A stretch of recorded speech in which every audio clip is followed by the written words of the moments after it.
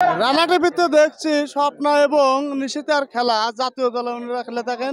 তবে আজকে তাদের খেলা সরাসরি দেখবো, তাদের আমাদের অনুভূতিটা অনেক আগ্রহ অনুভূতি। আমরা অনেক দূর থেকে আসছি, স্বপ্ন এবং নিশিতার খেলা আপনাদের এই চ্যানেলে দেখেছি, আবার আসলাম সামনাসামনি দেখার জন্য। অনেক ভালো লাগতেছে, অনুভূতি অনেক। আজকে আমরা এসেছি উত্তরবঙ্গের একটি প্রাণপ্রিয় ফুটবল আবাসপল্লী সিরাজগঞ্জ জেলার সলঙ্গা থানা চরবেড়া ফুটবল ঐতিহ্যবাহী ফুটবল খেলার মাঠে।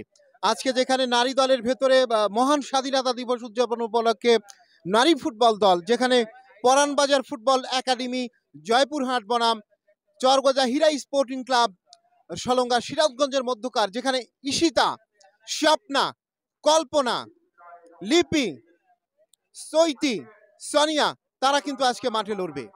আমার নাম মোহাম্মদ শামসুল আলম, আমার বাসা সিরাজগঞ্জ। আমি এইখানে আছি খেলা দেখতে, আমার খুব ভালো লাগছে খেলা দেখে। ঠিক আছে, অনেক দর্শক মেয়েদের খেলা দেখতে আইছে, অনেক অনেক দূর দূরান্ত থেকে লোকজন আইছে দেখার জন্য। রানা টিভি অত্যন্ত ভালো মনের মানুষ, ভাইয়ের সাথে কথা বলে ভালো লাগে। তো আসলে ভাই অনেক ভালো মন মানসিকতার মানুষ, যে খুব দ্রুত চ্যানেলটা অনেক আগায় নিয়ে গেছে। তো আশা করি ভাইয়ের রানা টিভিকে সবাই সাপোর্ট করবেন। খেলা কেমন লাগে? খেলা তো দেখি কেমন আরম্ভ দেখে নই আগে, তাও তো মানে ভালো আছে। আজকে নারী খেলা ঈশিতা স্বপ্নারা মাঠে আসতেছে, শুনছেন? হ্যাঁ শুনছি, মানে আসি দেখবে। এইটা তো আসলেই খুবই আমার জন্য একটা স্মরণীয় ঘটনা। এখন এইরকম একটা মফস্বল শহরই বলা যেতে পারে।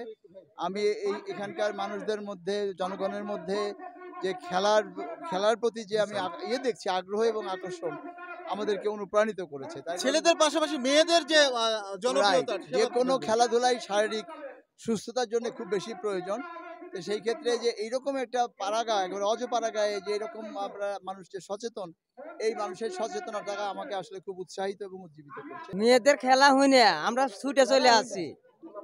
আজকের যে খেলা, এই খেলাটাই অবশ্যই অবশ্যই আমরা জয় আশাবাদী।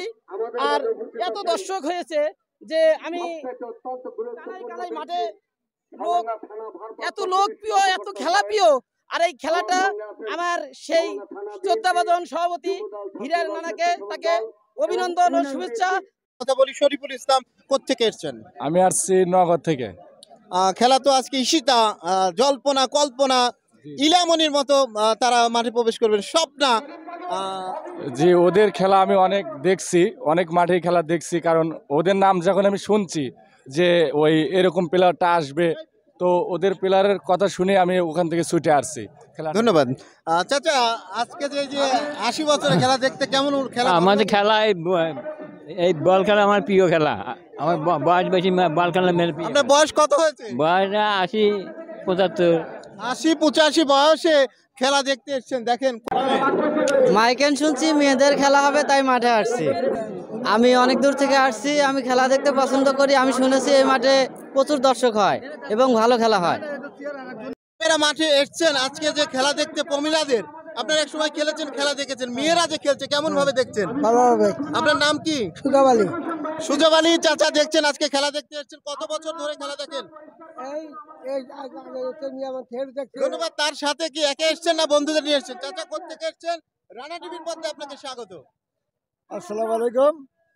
আমরা এই নতুন খেলা এবার চরবেড়া ফুটবল টুর্নামেন্টে আরম্ভ হচ্ছে। আমরা নতুন দ্বিতীয় পর্ব মহিলাদের খেলা দেখছি। ধন্যবাদ চাচা। আসলে মহিলাদের খেলার 14 মিনিটের মাথায় 9 নম্বর জার্সিধারী খেলার হীরা স্পোর্টিং ক্লাবের কল্পনা বাংলাদেশ জাতীয় দলের এই খেলোয়াড় চমৎকার ভাবে তিনি গোল করে তার দলকে 1-0 গোলের ব্যবধানে এগিয়ে নিয়েছেন। আবারও দিয়া, গোলকিপার জার্সি নাম্বার 22 চমৎকার ভাবে বাড়িয়েছেন সেন্টার সার্কেলে বল। এই যাত্রায় বাড়িয়েছিলেন আসমানের উদ্দেশ্যে একেবারে 27 নম্বর জার্সিধারী খেলোয়াড় যথারীতি ওখানে সৌমি স্টপার ব্যাগ। আবার সৌমি বাড়িয়েছেন পাপিয়া, লম্বা করে 17 নম্বর জার্সিধারী খেলোয়াড় যথারীতি ওখানে রয়েছেন প্রিয়াঙ্কা, আইরিন, ঢাকা বিকেএসপির এই খেলোয়াড় আইরিন। 14 নম্বর জার্সিধারী খেলোয়াড় যথারীতি এখানে রয়েছেন হালিমা। মধ্যমাঠ থেকে আরেকবার দলের পক্ষে পপি, 25 নম্বর জার্সিধারী খেলোয়াড়, যিনি পড়বে হীরা স্পোর্টিং ক্লাবের ফুটবল টুর্নামেন্টের সেই প্রীতি ম্যাচে কিন্তু পপি গোল করেছিলেন সাদিয়ার দিয়ে পাস থেকে চমৎকার ভাবে এই জয়পুরহাট নারী ফুটবলের পড়ানবাজার ফুটবল একাডেমির এই পপি 25 নম্বর জার্সিদের খেলোয়াড় অত্যন্ত বিপজ্জনক খেলোয়াড়। এদিকে আইরিন বল দেয় এবারও ডান বান্ধাতে পুরোটার চেষ্টায় শেষ মুহূর্তে টাচ লাইন বাহিরে ফলে থ্রোয়িং হীরা স্পোর্টিং ক্লাবের অনুকূলে 9 নম্বর জার্সিদের খেলোয়াড় যথারীতি যাচ্ছেন ওখানে সোনিয়া 4 নম্বর জার্সিদের খেলোয়াড় লেফট ব্যাক হীরা স্পোর্টিং ক্লাবের বল হাতে তুলে নিয়েছেন থ্রোয়িং করবার জন্য বাড়িয়েছেন আবার কল্পনার উদ্দেশ্যে কল্পনা থেকে আসমার উদ্দেশ্যে রাখতে পারেনি এবার সাদিয়া লম্বা করে সেন্টার সার্কেলে বল অন্তরা স্টপার ব্যাক হীরা স্পোর্টিং ক্লাবের আবার কল্পনা একমাত্র গোলদাতা বাড়িয়েছেন ডান বান্ধ দিয়ে 12 নম্বর জার্সিদারি খেলোয়াড় যথারীতি এখানে চমৎকার ভাবে আক্রমণে ওঠে ডান বান্ধ দিয়ে আক্রমণ ছাড়িয়েছিলেন সেটাই